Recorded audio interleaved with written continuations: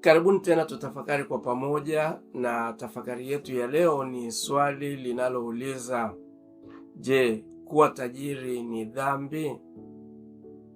Je, kuwa tajiri ni kitu kibaya? Bila shaka sote tumewahi kusikia kisa au simulizi alilotupatia Bwana wetu Yesu Kristo juu ya tajiri na maskini aliyeitwa Lazaro. Sasa utaona Yesu alitupatia jina la maskini kwamba aliitwa Lazaro, lakini hakutaja jina la tajiri. Hatujui ni kwa nini, lakini kwa kifupi ni kuwa kulikuwa na tajiri aliyekuwa anakula raha duniani, na kuna maskini aliyeitwa Lazaro aliyekuwa anakula shida, hata akawa ananyang'anyana na mbwa chochote kilichodondoka kutoka mezani mwa tajiri. Lakini kila mmoja, yaani tajiri na maskini, alifariki. Sasa mpaka hapo tunajifunza kuwa ule raha usile raha duniani, au uwe maskini au tajiri, kwa vyovyote vile kifo hakikwepeki. Kila mmoja ataonja mauti. Tatizo ni kuwa ukifariki utaenda wapi? Katika simulizi hili tunaona baada ya kufariki, tajiri alienda sehemu ya mateso na Lazaro alienda sehemu ya utulivu na furaha. Sasa kwa haraka haraka mtu anaweza kudhani kuwa kumbe kuwa tajiri ni kitu kibaya, kwamba matajiri wanaokula raha duniani mwisho wao ni mateso, na maskini wanaoteseka duniani mwisho wao ni raha. Lakini hivyo si kweli. Si kweli kwamba kila tajiri anayekula raha duniani mwisho wake ni mateso, na si kweli kwamba kila maskini anayeteseka duniani mwisho wake ni raha. Si kweli. Yesu alisema ni vigumu kwa kamba ya ngamia, yaani ile kamba inayofunga meli zinapotia nanga ufukweni, kuingia katika tundu la sindano kuliko tajiri kuingia kwenye ufalme wa Mungu. Lakini Yesu alisema hivyo akimaanisha tabia ya matajiri na sio utajiri wenyewe. Alichomaanisha Yesu ni tabia ya matajiri na sio utajiri wenyewe. Lakini vilevile utaona kwamba Yesu hakusema ni rahisi kwa maskini kuingia ufalme wa Mungu. Yesu hakusema ni rahisi kwa maskini kuingia ufalme wa Mungu. Na hii ni kwa sababu mtu anaweza kuwa maskini lakini akawa na roho mbaya vilevile. Umaskini sio tiketi ya kuingia mbinguni. Lakini Yesu alisema, heri maskini wa roho, maana ufalme wa mbinguni ni wao. Mathayo sura ya 5 mstari wa 3. Yesu hakumaanisha heri maskini anayekosa kitu duniani, kwamba eti ufalme wa mbinguni ni wake. Hapana. Yesu anamaanisha maskini wa roho, kwamba heri yule mtu ambaye ni maskini wa roho, maana ufalme wa mbinguni ni wake. Mathayo sura ya 5 mstari wa 3. Mtu anaweza kuwa tajiri na mali nyingi tu, lakini akawa na umaskini wa moyo, yaani akawa sio mbinafsi, bali ni mtu wa kujitoa mazima kwa ajili ya wenye shida. Lakini mtu anaweza akawa maskini sana, lakini akawa na roho mbaya, maanake huyu sio maskini wa roho. Utajiri na fedha zote zinatoka kwa Mungu kwa sababu ni mali yake. kama tunavyoweza kusoma katika kitabu cha Hagai sura ya 2 mstari wa 8. Biblia ina mifano ya watu matajiri waliobarikiwa na Mungu, lakini walikuwa ni watu wema na tunawaona ni watu mashuhuri. Kwa mfano, Ibrahimu ambaye aliitwa rafiki wa Mungu, lakini alibarikiwa na Mungu na alikuwa tajiri, kama tunavyoweza kusoma katika kitabu cha Mwanzo sura ya 13 mstari ule wa 2.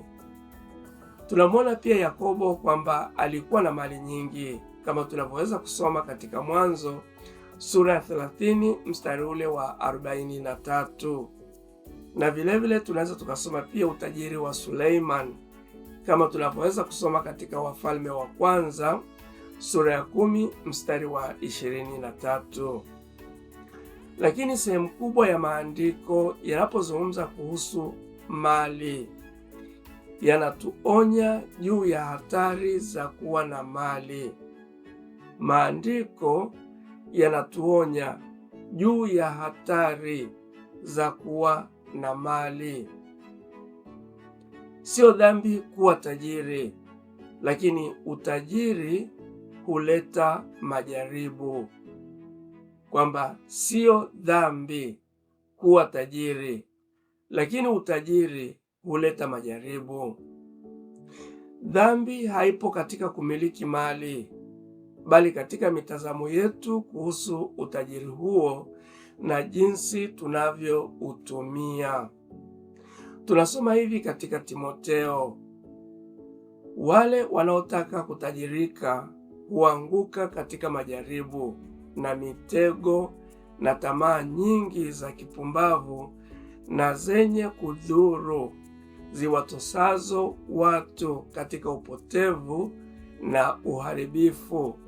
Maana shina moja ya mabaya ya kila namna ni kupenda fedha, kwa kutamani watu wengine wamefarakana na imani na kujichoma kwa maumivu mengi. Na hii tunaipata katika Timotheo wa kwanza sura ya 6 mstari ule wa 9 mpaka wa 10. Watu wengi wamenukuu aya hii kimakosa kusema kwamba pesa ndiyo chanzo cha maovu yote, lakini hilo si sahihi. Pesa siyo chanzo cha maovu yote. Andiko hili linasema kuwa kupenda fedha ndiko kunako tunasa. Tunapokuwa watumwa au tunapokuwa walafi wa fedha, ndiko kunako tunasa. Tunapozingatia mafanikio ya kidunia, mali, mahusiano au umaarufu, tunakuwa waabudu sanamu. Tunapohangaika sana na mafanikio ya kidunia, mali, mahusiano au umaarufu, tunajikuta tukiwa waabudu sanamu. Wakati malengo yetu ya kidunia yanakuwa mambo muhimu zaidi katika maisha yetu, hatuwezi pia kumpendeza Mungu. Na hiyo tunaisoma katika Warumi sura ya 8 mstari wa 8. Mungu anaweza kuwapa watu wake utajiri wa duniani ili wao waugawanye kwa wengine jinsi yeye Mungu anavyotaka. Wakristo matajiri ambao hawachukulii pesa kama sanamu ni baraka kwa wengi. Wale Wakristo wema ambao ni matajiri hawachukulii pesa kama sanamu na wanakuwa ni baraka kwa watu wengi. Unakuta kwa mfano, Wakristo matajiri wanaanzisha misaada, wanachangia kusaidia yatima na wajane. Yakobo sura ya 1 mstari wa 27. Na vilevile wanaweka makanisa yao ya mahalia kuwa thabiti kifedha. Na hii tunaisoma katika Malaki sura ya 3 mstari wa 10. Bila Wakristo matajiri, wamisionari wengi wasingeweza kufanya kazi zao za kitume vyema. Utaona makanisa, mashule, mahospitali na kadhalika yamejengwa kwa misaada ya matajiri. Hata katika huduma ya Yesu tunaona kwamba wanawake matajiri kama vile Maria Magdalena, Susan, Yohana na wengineo waliitegemeza huduma ya Yesu kwa fedha zao, kama tunavyoweza kusoma katika Luka sura ya 8 mstari wa 1 mpaka ule wa 3. Utajiri wa haki hutoka kwa Mungu. Utajiri wa haki hutoka kwa Mungu, sio ule utokanao na wizi au unyang'anyi. Mungu anatupatia utajiri na anataka tufurahie yote aliyotupatia, mradi tu haturuhusu zawadi hiyo kuwa miungu. Tunapaswa kuzingatia kila kitu tulicho nacho kama mkopo kutoka kwa Mungu na kumuuliza Mungu jinsi anavyotaka tuutumie. Zaburi ya 50 mstari wa 9 mpaka ule wa 12. Mioyo yetu isipovutwa na tamaa ya mali, tunaweza kujithibitisha kuwa wasimamizi waaminifu wa yale ambayo Mungu ametukabidhi.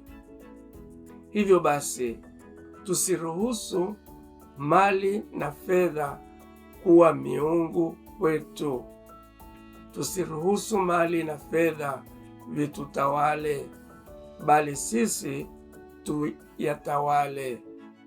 Ndivyo Mungu anavyopenda. Tumsifu Yesu Kristo.